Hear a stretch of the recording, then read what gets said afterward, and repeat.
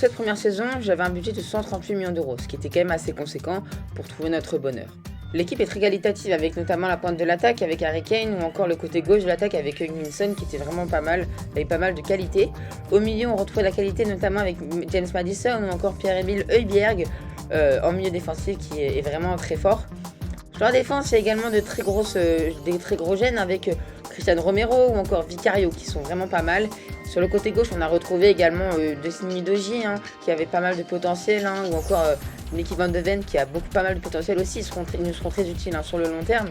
Mais sur le banc, on retrouve aussi des belles pépites comme Menard Solomon ou encore Oliver Skip qui sont pareil, eux aussi nous seront utiles sur le long terme avec leur gros potentiel. Au niveau des transferts, j'ai décidé de pallier à la défense en recrutant un défenseur d'expérience et de qualité pour la première ligue. J'ai commencé mon mercato en achetant Raphaël Varane pour 46 millions d'euros à Manchester United. J'ai continué en achetant Declan Rice pour 73 millions d'euros et à un échange avec Yves Bissouma. Comme je n'avais plus assez d'argent, j'ai donc décidé de placer quelques joueurs sur la liste des transferts, comme Harry Kane ou alors certains joueurs sur la liste de prêt pour qu'ils puissent progresser. C'est Manchester qui a ouvert le bal pour Harry Kane et qui a fait une offre de 119,4 millions d'euros. J'ai négocié un peu plus, mais ceux-ci ont refusé la transaction.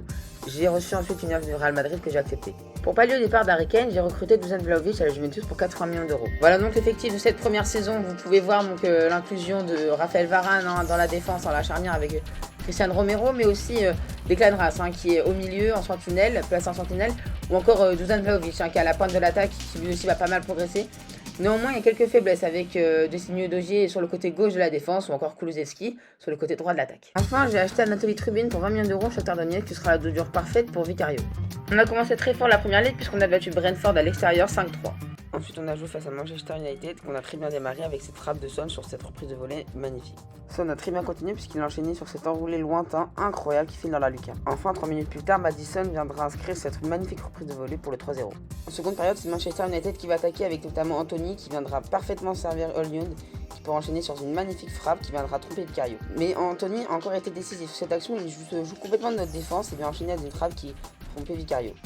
Mais on lâchera rien puisqu'on viendra inscrire un dernier but sur une contre-attaque bien menée pour Kulusevski. En toute fin de match, Varane concédera une faute sur Rashford qui viendra enchaîner sur un penalty que Vicario, malgré parti sur le bon côté, n'arrêtera pas. Alors qu'on se fait peur face à Bournemouth et qu'il y a encore 3-3, Vlahovic s'enfuit sur ce côté et essaie de trouver Son, mais celui-ci rate la patte. Mais le match contre Arsenal s'annonce déjà très compliqué avec ce premier but de Saka sur une défense beaucoup trop laxiste.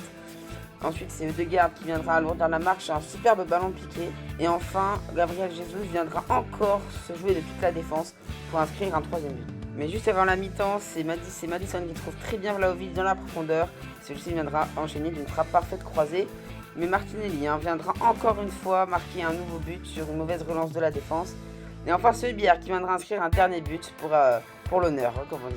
Alors que la défaite se profile, Ødegaard, très bien servi par Partey, reviendra encore faire des merveilles à notre défense. Et Gabriel Jesus qui rate sa frappe, mais Jorginho qui est très bien suivi vient marquer pour le 5-2. Cette défaite est inévitable pour nous qui avons été largement en dessous des Gunners. Dans ce match de Carabao Cup, Veliz ratera un premier penalty, de quoi nous permettre d'ouvrir le score. Mais après un match assez mitigé, au tir au but, Veliz viendra encore rater un nouveau penalty. Mais Pedro Porro suivra encore et Beleno arrêtera parfaitement son penalty, ce qui nous élimine. Dans ce match face à Liverpool, c'est Vlahovic qui ouvrira le score sur une mauvaise relance des Reds. Ensuite, il faudra attendre la seconde période pour avoir ce coup franc. Et ensuite, ce but de Varane sur ce magnifique corner obtenu juste après le coup franc s'imposera donc 2-0. Ensuite, face à Crystal Palace, on scellera la victoire sur ce joli but de Romero. Mais face au Sky Blue, ça s'annonce plus compliqué avec prévu de Nkunku sur ce penalty. Ensuite, on aura beaucoup d'occasions à l'image de ce poteau, mais elles seront ratées encore, ou encore ce corner dont la tête de Vlahovic passe juste au-dessus. Mais les Blues resteront réalistes jusqu'au bout et Lukaku inscrira ce magnifique but. Alors que Newcastle est devant, pour l'instant on n'est que 4ème devant Arsenal, Liverpool et Manchester City. A noter déjà la très belle progression de Vlahovic qui a pris 3 points alors qu'on est à peine à venir de la saison, c'est vraiment à joueur. Ensuite, on a enchaîné avec un match face à Manchester City où le premier but sera inscrit sur cette mauvaise relance de Declan Rice par Haaland. Ensuite, on aura pas mal d'occasions, mais il faudra attendre la 60e minute pour voir le premier but de notre côté avec Vlahovic qui est magnifiquement servi par Maddison. Ensuite, on aura pas mal d'occasions, notamment avec cette occasion en fin de match où Vlahovic manque le cadre, quelque chose d'impensable. On a enchaîné ensuite avec un match face au premier où on aura pas mal d'occasions dans cette première mi-temps, à l'image de cette frappe de Vlahovic. Ou encore ici, où Højbjerg tente sa chance de loin, mais Nick Pope repousse encore la balle. Mais il va falloir attendre seulement la 60e minute pour voir la première action où Vlahovic s'enfuit ici sur le côté gauche et vient ajuster Nick Pope. Le deuxième but et dernier but de cette rencontre, ce sera inscrit à la 80e minute sur cette envolée de Son. Malgré tout, au classement, on est seulement 7ème, ce qui est vraiment une place un peu bizarre. Ensuite, face à Everton, l'unique but sera inscrit par Son sur ce magnifique centre de Maddison. Ensuite, face à Brighton, le premier but sera inscrit par Vlahovic, qui trompe le gardien sur cette frappe. Un deuxième but sera inscrit par Declan Rice sur une contre-attaque éclair menée par ce dernier.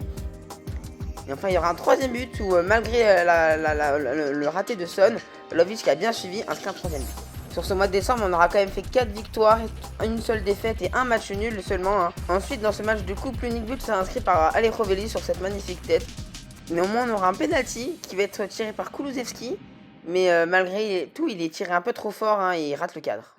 Dans ce match très compliqué face à Manchester United, on concédera un premier but sur un penalty de Bruno Fernandes qui est très bien frappé. Ensuite, Anthony alourdira le score. Encore ce joueur qui nous fait très très mal sur ces magnifiques enroulés. Encore un but, puisque c'est Anthony qui trouve parfaitement Bruno Fernandes et il vient ajuster le gardien. Un dernier butin à la 52e minute pour le 4-0, McTominay qui marque ce quatrième but. C'était très compliqué pour nous et on s'inclinera 4-0.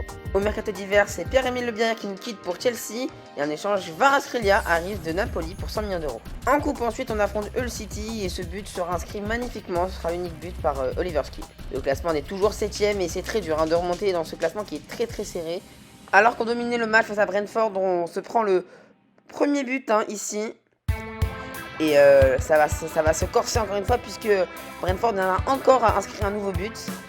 Mais Maddison réduira le score sur un magnifique coup franc qui file dans la lucarne du gardien David Raya. Magnifique. Enfin, Son viendra égaliser en toute fin de match pour le 2-2 et pour le match nul. Et on n'est que 9ème au classement, ce qui est encore vraiment décevant de la part de notre équipe alors qu'on doit affronter Chelsea les premiers. Le match commence très fort puisque Declan Rice viendra inscrire le premier but sur cette belle action. Ensuite, c'est Vlahovic qui alourdira la marque sur un corner magnifiquement frappé par Maddison. Ça fait donc 2-0. Et sur la même action, encore quelques minutes plus tard, Vlahovic viendra encore passer sa tête pour le 3-0. En coupe, le match débutera très mal puisqu'on ratera un penalty. Mais Maddison viendra inscrire un but, l'unique but de cette rencontre d'ailleurs, ce qui nous qualifie pour la suite. Au classement, on est bien remonté puisqu'on est passé de la 9ème à la 5ème place, ce qui est très bien. Malgré une nette domination face aux Violents, il faudra attendre ce magnifique centre de Kvaratskhelia pour Vlahovic pour voir l'ouverture du score. Ensuite, ce dernier appliquera une magnifique passe pour Maddison qui viendra inscrire le deuxième but de cette rencontre.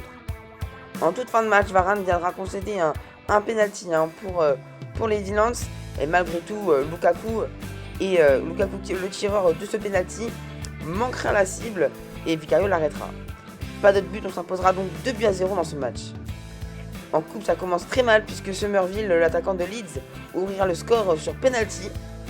Le score s'alourdira encore une fois sur corner magnifique de Sinisterra sur Struijk qui vient tromper le gardien. Ensuite, on réduira un peu l'écart sur ce corner de Kvaratskhelia pour évidemment Vlahovic qui domine tout le monde dans les airs. Ensuite, on aura une dernière action où Skip trouve magnifiquement Betancourt qui a parfaitement pris l'espace. Malheureusement, celui-ci viendra rater sa frappe. Face aux Hammers, c'est eux qui se trouveront le plus réalistes puisqu'ils viendront trouver le chemin des buts. Ensuite, Maddison partira complètement seul et il viendra inscrire le but pour égaliser au score. Ensuite, à la 72e minute, c'est Fernandez qui viendra inscrire le nouveau but pour permettre aux Hammers de reprendre l'avantage. Et sur corner, malgré la belle parade du gardien, c'est Son qui viendra inscrire le but du match nul en 2 temps. Et c'est les Gunners sur ce match qui vont ouvrir le score très tôt dans le match sur Martinelli qui joue complètement notre défense puisqu'il vient ajuster ensuite le gardien. Mais on ne lâchera rien puisqu'ici Richarlison qui s'est évadé complètement sert Lo Celso parfaitement qui vient ajuster le gardien. A noter cette belle frappe de Rice qui touche l'équerre mais malheureusement c'est renvoyé. Ensuite sur la dernière action en 88e minute, Van de Ven qui s'était bien jeté mais malheureusement c'est Kai Havertz qui a bien suivi et qui vient permettre à Gunners d'avoir la victoire. Et ça s'annonce plutôt compliqué face aux Reds puisqu'on subit beaucoup en ce début de match et on va encore subir jusqu'au premier but marqué par Cody Gakpo sur cette belle reprise de volée. Et ce sera l'unique but dans ce match et on s'inclinera donc 1-0 à Anfield face aux Reds. Alors qu'au classement on est très bien remonté, on peut commencer à prétendre pourquoi pas au titre de champion puisque pour l'instant nous sommes à peine 3 points des premiers, hein, qui sont clairement Manchester United.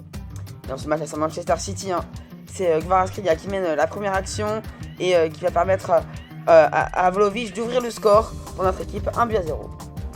Mais s'en suivra ensuite un coup franc très bien frappé par Kevin De Bruyne, hein, qui file dans la lucarne là, de Vicario, un partout donc. Mais juste avant la mi-temps, c'est Vlahovic qui s'évade tout seul, bien servi par Declan Rice, et qui vient ajuster le gardien, 2-1 maintenant. Et ensuite, à la 70e minute, Kvaratskhelia s'évade encore une fois, qui fait très mal, hein, Kvaratskhelia aux Citizens, et Vlahovic qui vient encore inscrire un nouveau but. Et peut-être le 4-1 ici, et Richarlison effectivement vient marquer ce magnifique piqué.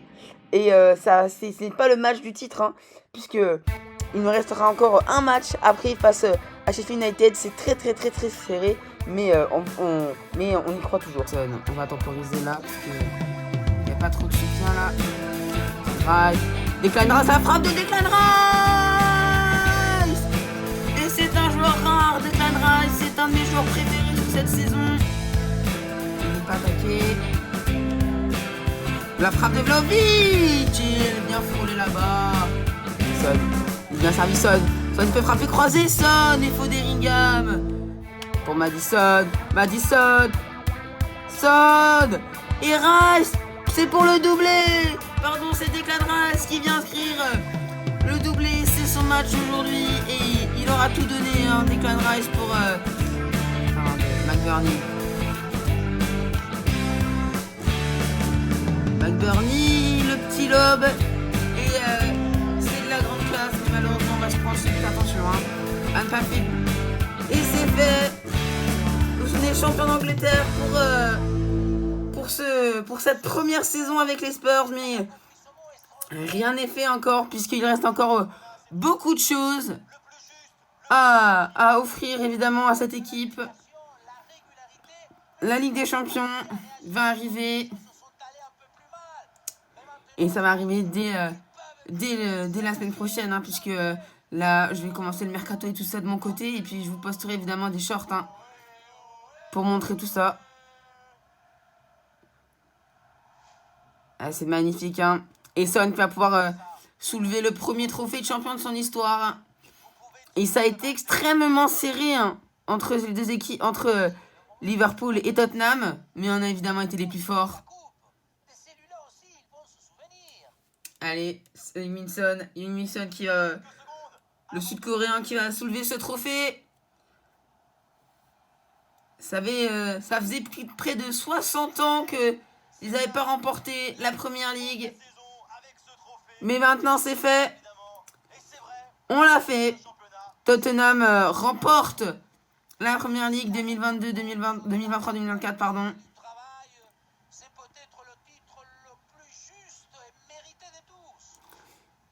Et il y en avait des moments où on n'était pas sûr, on est descendu même à la 9e place, mais on n'a rien lâché. On est remonté, hein. Ils sont tous très heureux. Et oui, quoi de mieux qu'un titre de champion. Toute la saison, Vicario qui a fait une très belle saison aussi également. Ça a été partout. Hein. Ça fait plaisir, hein. Ça.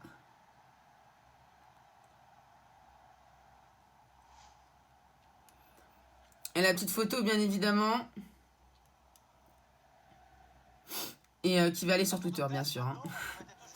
Allez, c'est parti. On se retrouve directement très bientôt pour la deuxième saison. À toutes. Les tops et les flops de cette première saison avec Tottenham.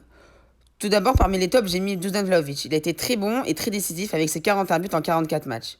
Ensuite, j'ai mis l'anglais Declan Rice. Il a fait une très belle progression durant toute l'année par sa régularité et quand même ses 5 buts et ses 5 passes décisives.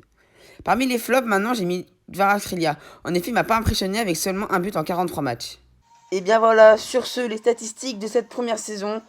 Dusan Vlahovic qui évidemment domine tous les classements avec 41 buts en 44 matchs, 7 passes décisives, un plus 6 de général. James Maddison, 10 buts, 14 passes décisives. Sur ce, les amis, c'est la fin de cette très grosse vidéo et on se retrouve très bientôt pour la deuxième saison. Tchuss.